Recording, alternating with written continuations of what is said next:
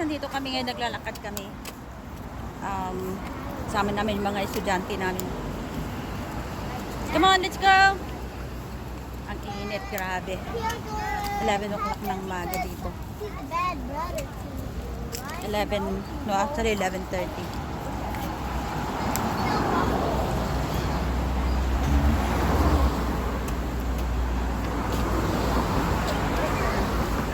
Ang ganda ng view dito. Yun.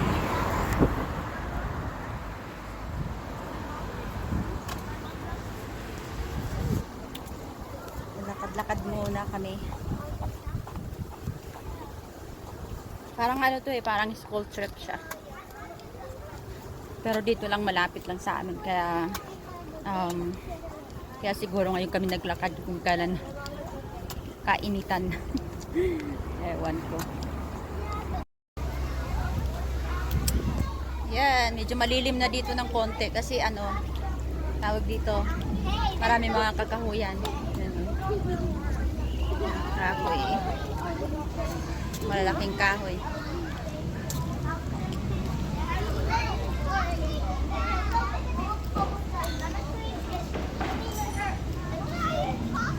Come on, walking.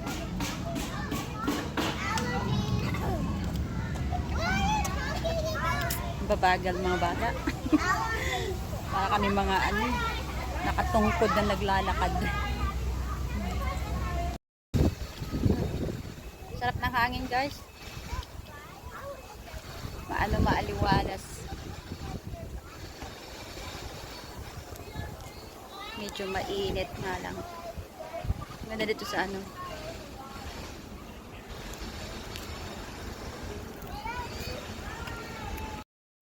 Yan, yung nakikita niyo na yan, guys, na tubig na yan, yan yung reservoir dito.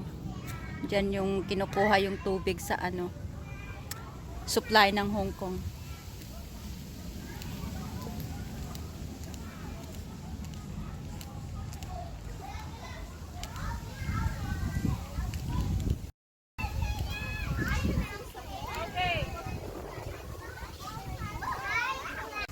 Madalas kami dito nagwo-walk.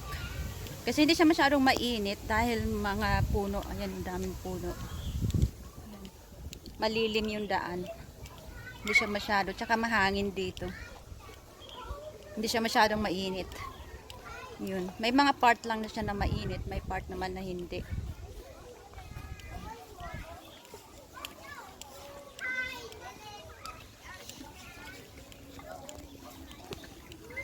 So, tingnan nyo to, ang ganda. Ay, yung reservoir. Ayan. Sa likod ko.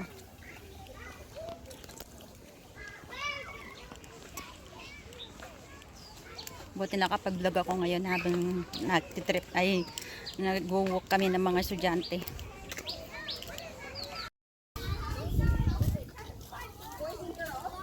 Wala nang tubig. Ubusan.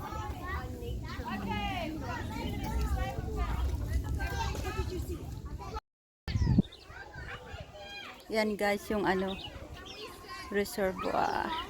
Laki.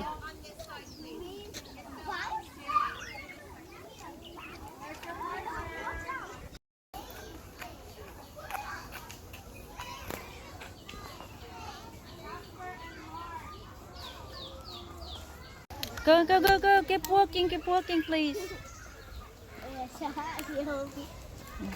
Babagal magsipaglakad. Guys, come on. Okay, what can you see and what can you hear?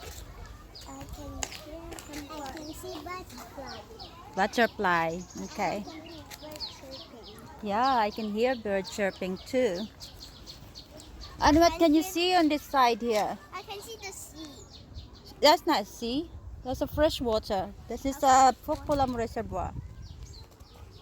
The fresh water because there's a farm That's over there. yeah. This water goes to all the houses. Maybe not all the houses of Hong Kong, but some of the houses in Hong Kong. But not my house because my house is on the hill. Where do you live? The brick house there. Oh, you're far. I live in Ayan guys, ang ganda sa likod ko.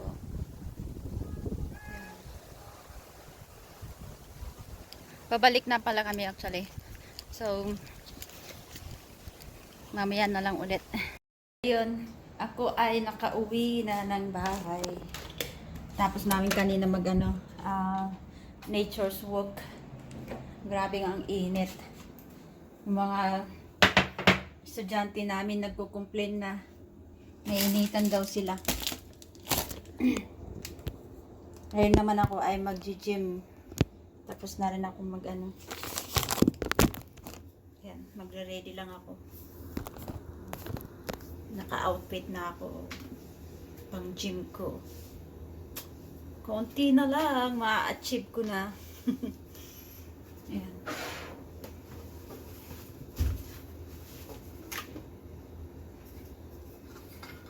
Ang init kanina daw sa nature's hunt namin. Grabe. Sobrang init.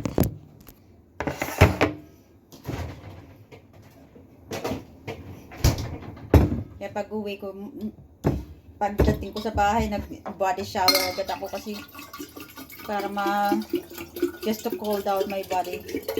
Ay, grabe talaga ang init. Para ready ako sa gym. Kasi pag init na init ako, tapos mag-umpisa akong mag-gym, wala akong energy. Masyadong mainit.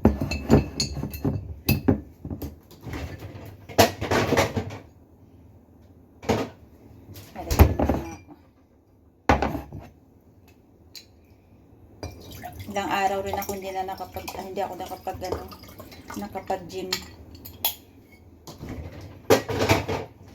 Hindi ako sumama kahapon kasi nga nagsimba ako kahapon.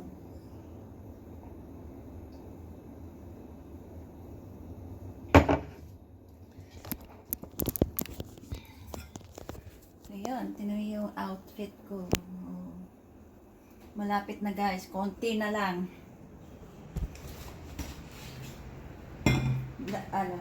Malaki na rin ang nabawas sa katawan ko. Ang 58 ko naging na ako. Naging 54 I think o 55. So malaki na rin ang nabawas. Ilang 1 month na rin akong nag-gym. Yung nagti-training. Ay, maganda talaga pag may training ka kasi tawag dito, alam nila yung gagawin nila sa'yo. Kasi yung sa sarili ka lang. Kaya ganun ang ginawa ko. Medyo mahal ang bayad. Yung sa akin nga, 10 lesson lang, nasa $6,000 na. Pero okay lang, worth it naman eh. Kaya doon napupunta yung mga ko, extra income ko. Ayan. Ayan na lang muna, ako ay aalis na rin. At it's time for my gym. Ayan, nakauwi na ako galing sa gym. Ngayon naman ako ay magluluto. Ayan. Luto ng dinner ko. Ako lang mag-isa sa bahay. With beef. Experiment na luto lang.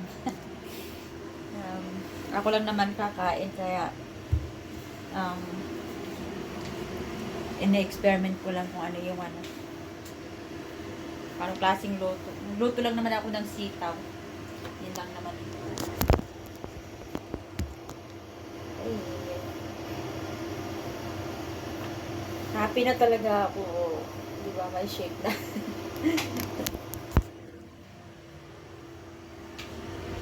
Ayun.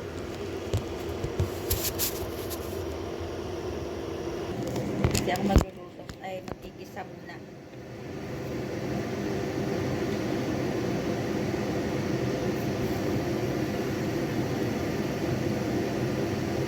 Oops, marami.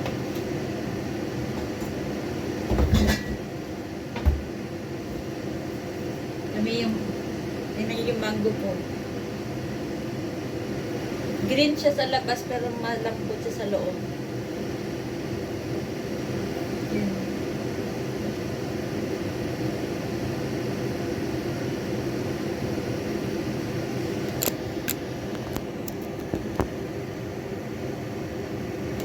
Okay.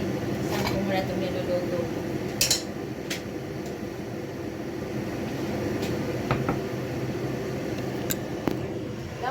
ano, magandang pwesto. Cellphone lang kasi gamit ko. Ayan. Kaya ko nga dyan. Para makikita. Ay, ay, ay.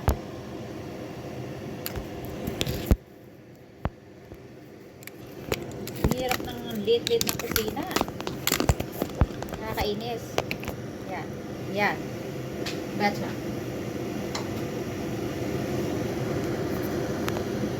Yep. Okay.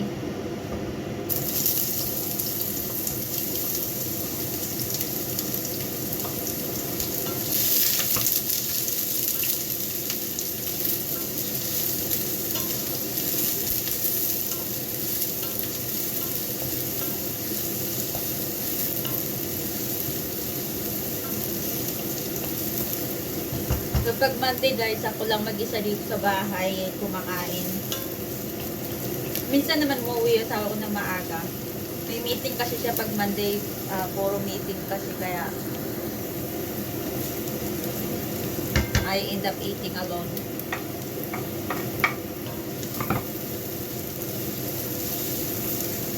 Saka okay na rin sa akin yung kasi nga ano, tawag dito, nag-gym ako, wala akong sa mood magluto para sa aming tatlo. Okay lang pag sa akin.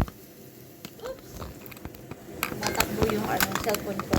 Dali. Ito na yung kanina eh. Napakailaman ko kasi. Ah!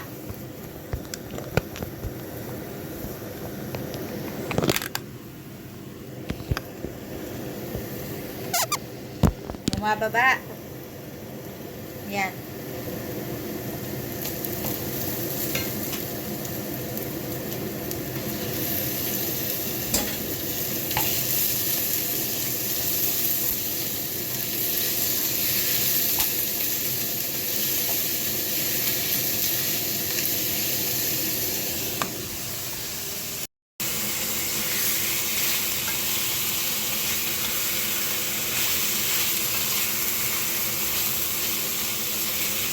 Naku, ang lalaki pala ng beef.